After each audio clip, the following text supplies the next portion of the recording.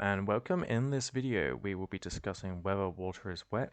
We're going to look at various theories of wetness and the paradigms in this wetness theory going forward. My conclusion is yes, water is wet, but let's go through this ratiocinatively and inductively. So, to start, let's go through the paradigms of thought in wetness theory. So in the paradigms, we first have water denialism. Now, this is the belief that water is in itself fundamentally not wet. So they still argue, of course, that water has a fundamental role in wetness, but water itself is never wet. This is water denialism. This is what I will be arguing against. Now, we also have water affirmationism, which is that water can be wet in itself. Now, this is slightly different from the two forms of affirmationism. We have hard water affirmationism, which is water is always wet in itself. Now, this is sort of an idea, or we have sort of an ideal type of water in this hard water affirmationism.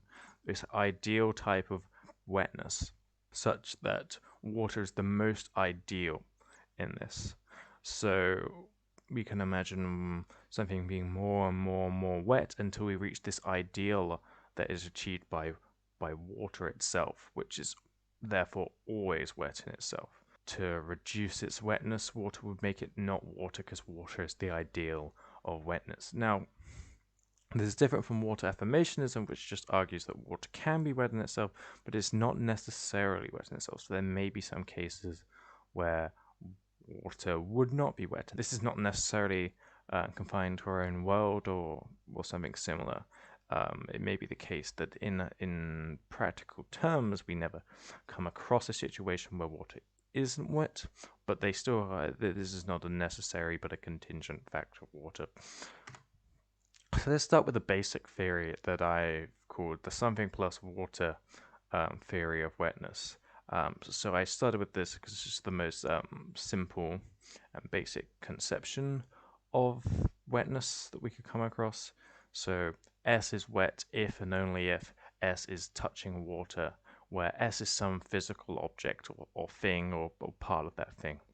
Now, I'm making sure that touching is a specific term in this wetness theory, because what touching implies may be different and have practical and physical connotations which we don't necessarily want to bring about.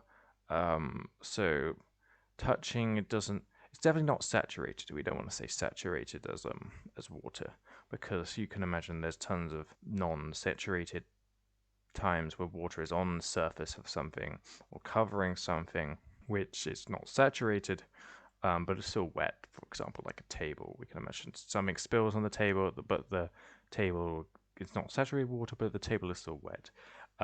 So touching, I mean, sort of, it can be saturated, it can be covered. Just having that contact with water in its various forms, and I think this is just using this as a more general term of, rather than necessarily one specific thing we're touching, we're sort of pulling this term into a more general sphere and using it in this way. I've put here that we're not going to include under these criteria for this something plus water theory, that, for example, we could have S is wet if and only if S is touching water, and S is not itself water in the analysis. But that's just, by definition, making water not wet, and that's not a reasoned argument for why water cannot be wet. If you're just defining it by its definition, you have no argument. It's just axiomatic difference there. So there's no actual argument or reason for why you would argue that water isn't wet based on just putting it as a definition. And therefore we have, under the something plus water theory, we have water is accepted as wet since water still touches. In this general sense, we're using water, so we can imagine like for every tiny bit of water, it's touching another bit of water. Now, there are various arguments actually against this sort of touch analogy with water, that it doesn't touch other water, it becomes part of the same body of water, which is then not touching another body of water. It becomes a different body of water, different thing from touching two separate things that can't be one body. Now, I'm not sure this body argument is really convincing, because I really think that in the body you still have contact with other elements in the body. So each part you can split in the body of water still have contact with the other elements of that body, even if they're the same elements. So when we're touching this sort of contact way, there's some form of contact or touching there. This body counterargument by itself does not pose any challenges for water being included as wet in the something plus water theory. Now, you may be thinking in this something plus water theory that this is not actually what we mean by wetness at all, and that it's not really fair to say something wet just from having some minuscule, in some cases, contact with water. So, for example, you could imagine a massive mountain as the object or thing in the something plus water theory, and that there is a drop of water that we put on the mountain, just a tiny bit from like a pipette or something. Now, this may not seem like it's the mountain we can say is wet. It's a tiny bit, and we might need to put maybe there's a sufficient proportion of surface area that we need. Maybe it's 20% of the mountain needs to have contact with water. Otherwise, we wouldn't really consider that wet. I'm gonna personally not endorse this view. I'm gonna say that mountain with a drop of water is wet. It's just very tiny amount of wet, such that in ordinary language, there's no point pointing out that the mountain is wet because it doesn't actually provide any useful information. But I would say it's definitely wetter than otherwise. So it's definitely wetter than without that drop of water on the mountain. It's definitely more wet than that. And when we're considering wet in this sort of continuous manner, I think very much the something plus wet theory is sufficient enough compared to the sufficient something plus water theory. But again, we can analyze this using the sufficient something plus water theory if you don't want to take that original theory. It's in this discussion they both play out the same, so it doesn't make too much of a difference. But if you want to take this theory as something to work with and think about, then we've got it here that S is wet if and only if a sufficient proportion P of S is touching water. Now, a sufficient proportion as well, you may not necessarily be a fixed amount for everything. So what makes a table wet and what makes a mountain wet may not be the same proportion of contact with water. So there may be some complex way of determining this, or perhaps there isn't, but we still have an idea there may be a sufficient proportion. That's fine. But again, we're not going to discuss this. It's just another theory that you may want to adopt if you want the wetness. If you want the something plus wet theory to fit your idea more of what wetness would be, and maybe a sufficient proportion is that. Okay, so we're going to try and falsify this theory pretty quickly. This is very useful because this is a very basic theory, and we're going to show that this idea of just simply contact with water cannot really and is not really what we mean when we talk about wetness. And it's not really this process, but more the qualities and the properties of wetness that make wetness what it is. We'll see that in the future. So this analysis that we have can be falsified if A, there are no cases where something is wet. Now, this doesn't necessarily falsify the theory. I put this in just so we understand these different options. But we know, or we think there are things that are wet. And if there were no such cases for that, the analysis would be a bit terrible. And that wouldn't necessarily make the analysis wrong. If we could agree that based on the analysis there was none, I don't think that would be convincing. But in any case, due to the interpretation of touch as sort of like a contact, With water, this doesn't really seem like the case. There could be no cases where water is in contact with something else, especially with the interpretation of touch. Now, with a more specific concept of touch, maybe you could argue some form of, well, actually, nothing truly touches another thing, on like maybe on a molecular or atomic scale. We said some sort of space. I'm not a scientist. I don't know this how the molecules and atoms actually interact really, but because of our general interpretation of touch and contact, even if a specific contact with molecules and atoms isn't there, with a more general concept of touch, we don't need to worry about the specific interactions of molecules and atoms and whether they really contact, or whether sometimes they contact or not, and different materials. We can just say, look, we can see that it contacts in the ordinary sense where there's some sort of proximity there. So in that case, we really cannot say there are no cases where this happens, because we're defining touch such that the things that we usually consider touching when water touches something do count. Secondly, we have a case doesn't meet the criterion but is wet.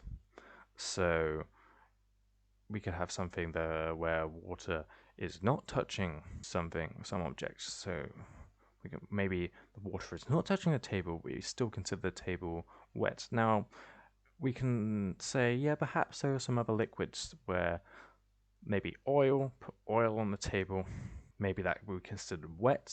There's some dictionary definitions, I say, where wetness is not defined strictly in terms of water, but in terms of liquids. I'm going to limit the discussion to water here. There are very arguments to be made. I mean, you can confirmly say no, that the table is now oily, not wet. It's a different thing, and those are completely different things. Or we can say maybe there's some analogous arguments here with other liquids that could be put in. But in either case, I'm just going to ignore that here because it doesn't affect the arguments going forwards. So if we can ignore the liquid arguments, because we can replace water with liquids if we liked, or just reject that argument altogether, then it doesn't seem B is an option for falsifying. Now C is the case that meets the criterion. I wrote criteria there, there's only one criterion, but isn't wet. I came up with an example of fire. There's something that water can touch but can never be wet. Now fire is almost seems like the opposite of water. The idea of fire sort of is the antithesis of water, something that cannot be wet. Fire again is simply a special condition of gases, and this can be touching water vapor. In fact, this happens when you try and put out a fire with water. How you actually put out a fire with water is just the contact with water. If you put enough water on fire, then the amount of energy water takes to heat up takes it away from the energy of the fire, which reduces the amount of energy in the system, which means the fire cannot use the energy to burn more things. But if you put a little water on a fire, it will turn into water vapor if it doesn't take enough energy from the fire, and the vapor will be in contact with the fire. It'll be very close. It will be in contact, and it'll be touching. Now there is sort of idea that, well, you may think, well, if there's some water vapor in contact with the fire, then the fire will just go out because of the water vapor, because fire needs oxygen. But water vapor doesn't really work like that. There will always be enough oxygen for the fire to survive, pretty much. In the ordinary scenario when you try and put it out with water, but there will still be enough water vapor such that it is in contact with the surrounding fire. So this is a counterexample to this theory of S is touching water, or the something plus water theory of wetness. Now again, we can limit this perhaps if you wanted to keep this theory to solids. So you can say, okay, but something is only wet when the water is on a solid and the water is in its liquid form or something. You can change the states perhaps and put this into the theory, but I think this really ruins wetness as the privation of dryness, and I don't think that's a very good, appropriate way of constructing a theory of wetness. I think wetness is definitely the privation of dryness and vice versa. So the way I like to imagine this is with, like, say, some humidity in the air. So that'd be a wetter air because of the water vapor than some dry air where there's very little humidity. And this is definitely vapor and it's something we would consider wet. And restricting this from the analysis of wetness seems like something that's not in wetness. Wetness seems to carry on throughout the states of matter. This restriction, I think, doesn't work. So now we're going to move on to something more what we consider when we consider theories of wetness, and these are causal theories of wetness. This is what most people consider the relationship of water to wetness to be, and is ultimately about an argument of whether both can be caused, or water can be both cause and a cause. So, I mean, common line in the discourse here is that water cannot be wet, it is the thing that makes things wet. And this obviously isn't a good argument in itself, because water can both be a thing that makes things wet and be wet at the same time, as we'll see. But it's very much the theory of thought that informs the water denialists' view of water and its wetness is very much from this causal theory. So let's establish some of those and go forward.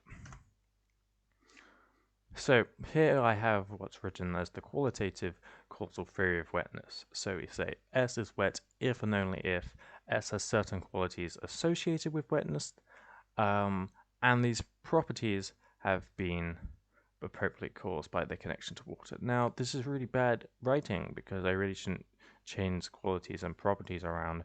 That's not how qualities and properties work, but I can't be bothered to change it now. So we're just going to roll with that. And to avoid some sort of circular definitions here, I needn't really put, or I shouldn't really put associated with wetness, because that sort of makes it circular. But I just wanted to draw attention to there are some qualities perhaps we can associate with wetness. For example, a quality like if, say, someone were to touch it with a working hand with touch of some object, would it feel wet to them? That's a very subjective quality. Obviously, there'd be some property of the thing they were touching that would make their hand feel that certain way. But we can imagine there being these properties without necessarily naming them here, because we could go on naming them for ages, and that's not the purpose. But we can imagine and believe there are these qualities and properties of these objects which are typically associated with wetness. So we can imagine these properties existing because we have associated with these properties and qualities, and these are the things that define wetness, is these properties and qualities. Now, we also add here that the properties have been appropriately caused by their connection to water. Now, appropriately caused is a bit of a weird way of phrasing this, perhaps. So, for example, we can have a wet table is caused to be wet by touching or being in contact with a wet table. Now, we've gone through this before in the previous one where touching is an appropriate cause. Now, this sort of touching, again, we have seen that it sort of works in most cases, so why would we necessarily need to write this? At the bottom here it says that if we introduce this sort of causality through this connection, this enables simulation escalators to remove. So we might imagine us being in a simulation where we are simulated with these qualities of wetness, so it still feels the same, but it's a simulation and it's not actually caused by the correct connection to water. So we could imagine perhaps someone's rewired our brains such that when we touch something that's dry, it feels wet, but it actually isn't wet. So we don't want to cause that because the wetness isn't appropriately caused by the connection to water, and we had to add appropriately because perhaps they've rewired our brains using water, so water would still be causing that feeling of wetness, but it's not appropriately caused because it's not the way we expect water to be causing wetness. And we can say that introducing these qualities will remove fire cases of wetness, because the fire does not seem wet, does not have the same qualities perhaps we might imagine of other things that are wet, because fire sort of seems like antithesis of wetness. And for example, using our example again to try and measure qualities, if you put your hand next to the fire, it doesn't feel wet at all. It feels very dry, and it hurts a lot from that extreme heat. So by introducing these qualities, we can remove these cases, and we can remove these simulation-esque cases as well that are sort of brought in via these qualities, so we then take them out. Now, we can use this qualitative causal theory to form an objection to water denialism. So we say water gains these qualities of wetness, for example, feeling wet, and the properties of that. So we can say the quality of feeling wet. Obviously, those aren't the properties itself that make it wet. We don't know what those are yet, but there are qualities of feeling wet that happen once enough water is added. For example, there could be an imperceptible amount of water, and you feel it doesn't feel wet at all. And therefore, we couldn't really say it's wet when it's imperceptible and a tiny amount, and it doesn't seem very wet at all. Again, there may be some people who don't like this and think, well, technically it's a little bit wet. Maybe it's a little bit wet. But again, I don't think that is what we mean when we say wet. When we're talking about wetness, we're talking about some properties beyond just the idea of water existing next to it. Again, because water existing next to it, something plus water theory doesn't seem like it adequately describes the water theory. So, if water gains the qualities of wetness, once enough water is added such as it becomes perceptible, then water becomes wet once it's caused to be so through an appropriate connection. Again, through contact. So we adding more water, water comes in contact with more water until it becomes perceptible, and then it becomes wet. Okay, so therefore we have, for water denialism to be true, water mustn't meet the qualities associated with wetness ever. Okay. However, due to the essence of this touching, and touching being an appropriate causal connection in this sort of contact way we discussed, the only qualities a wet thing, some object gains from wetness a lot of the time when it's not saturated is the qualities from the water itself, because the table's qualities don't change from being covered in water unless it's some sort of saturation goes on. The table is covered with water. The table's properties don't change. The only properties is given by the water itself. Hence, the wetness qualities come from the added water and not anything else. Therefore, water by itself must contain these qualities of wetness. Now, we have objections to this. So, surely there could be some of quality. This doesn't seem quite right, perhaps. Perhaps there needs to be a quality that there be water and another substance. It feels, wetness's feeling is determined by the water and the touch of something else, perhaps. Now, this doesn't seem quite right. I think there's plenty of things where like, this is wet, and we haven't actually realized there is another substance apart from water.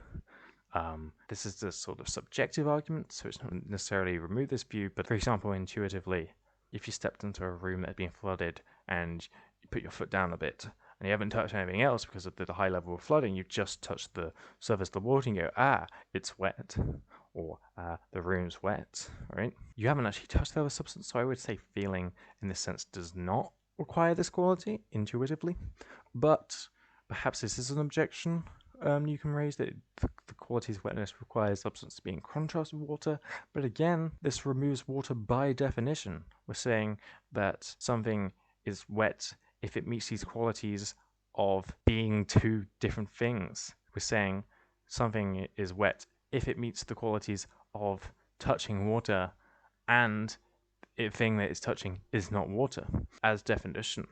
Now, if we want to axiomatically disagree on this, this is technically fine, and is a condition that we have. But then we have to concede that we're talking about two different concepts, right? Ones that axiomatically exclude water, and one that doesn't axiomatically exclude water. But these but then become different concepts.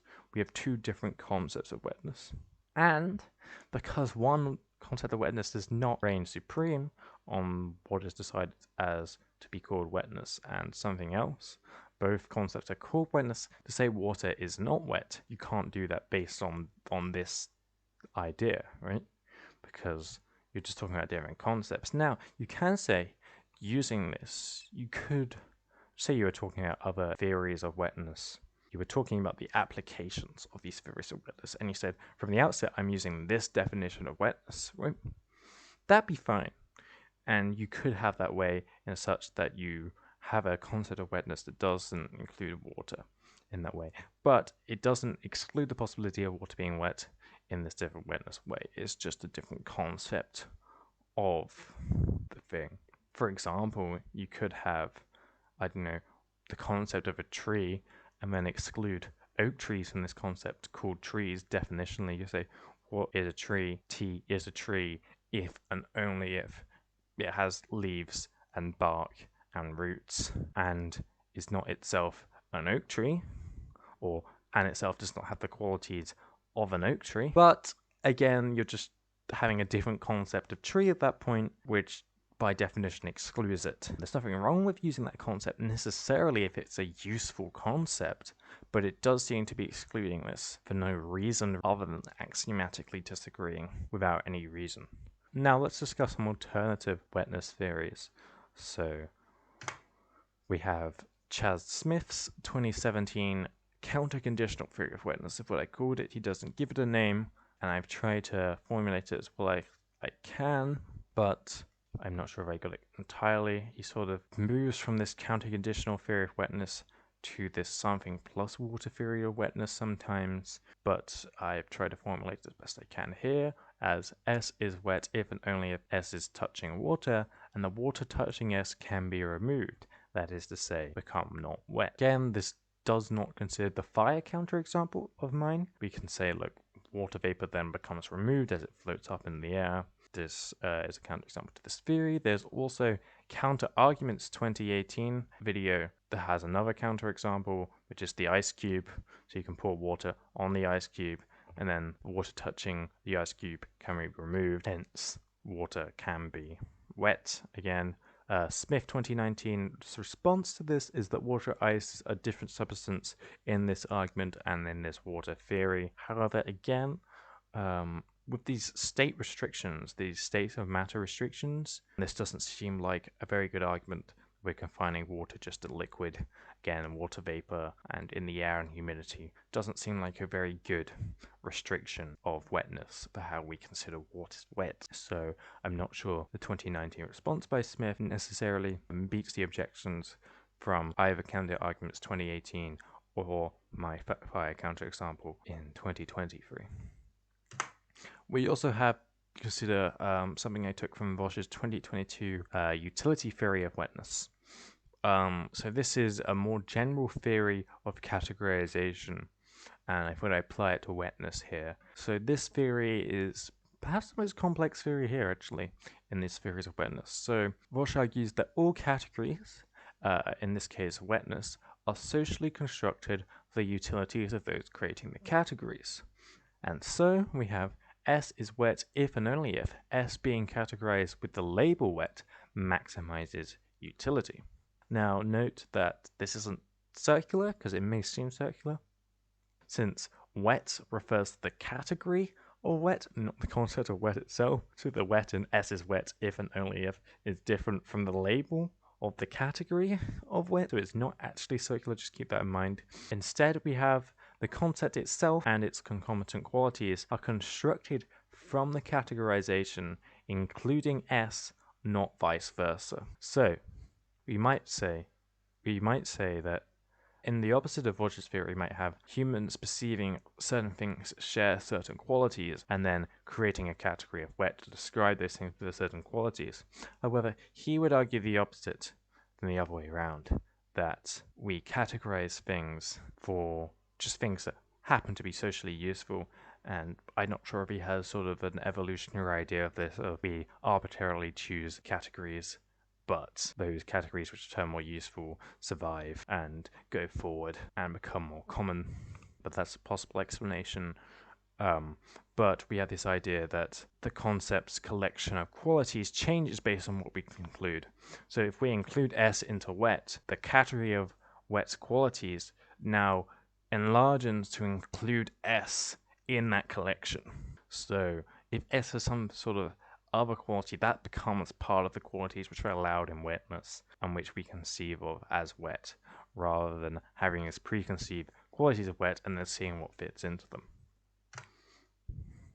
Now, I'm going to sort of object to this, because although we can say perhaps it would be better to have different categorizations of objects, as in it create further utility, but I would say oughts and shoulds only follow from the preconceived notions of the concept.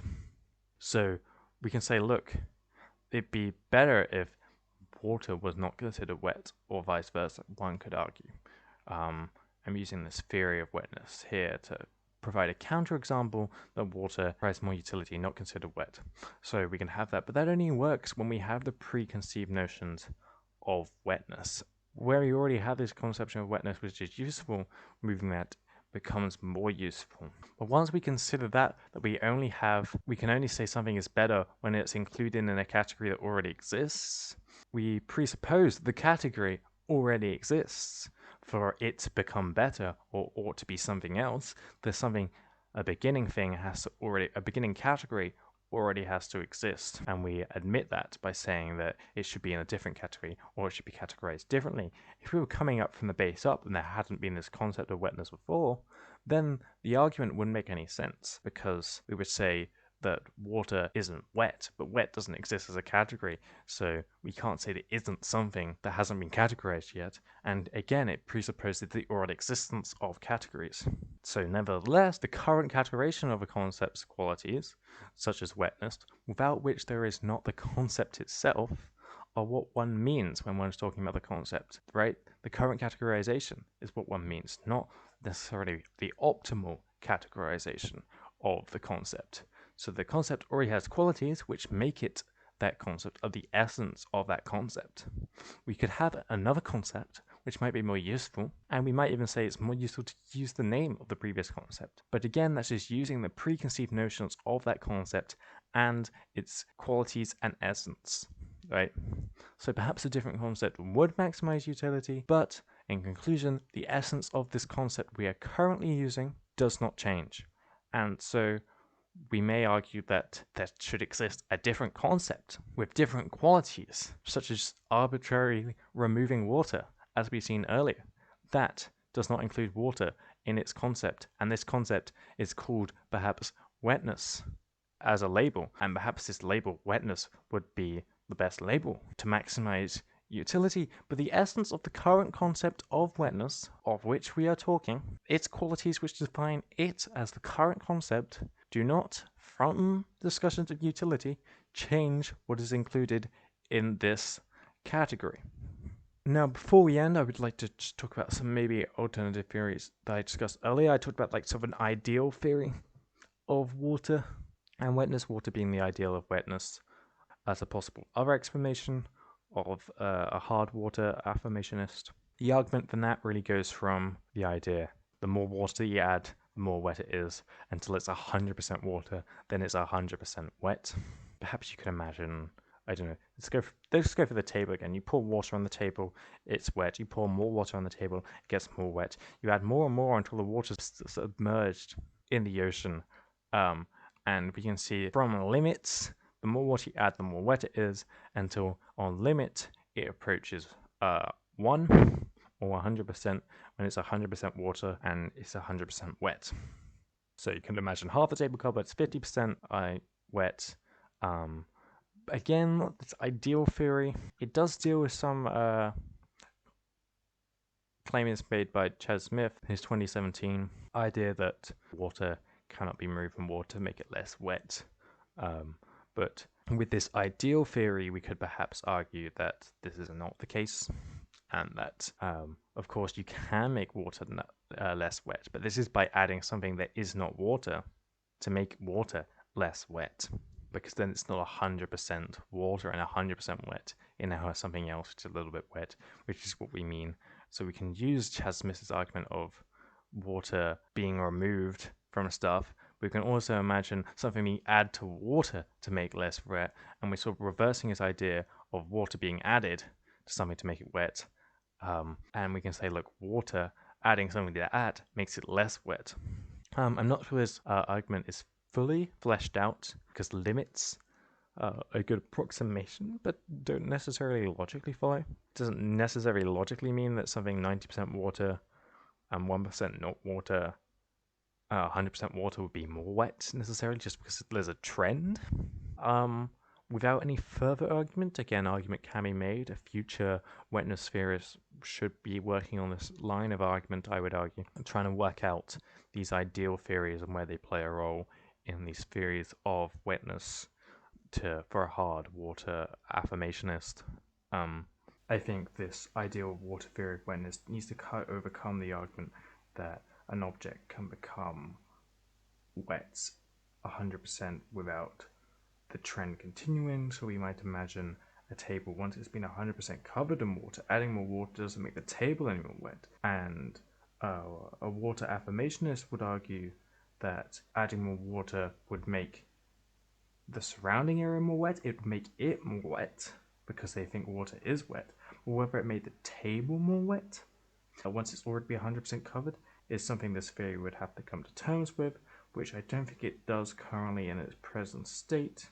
But I think that for now is a good introductory lesson into water theory, and I hope you have a good time working with these ideas and reading up on the literature of water theory and see what you can come up with going forwards. Goodbye.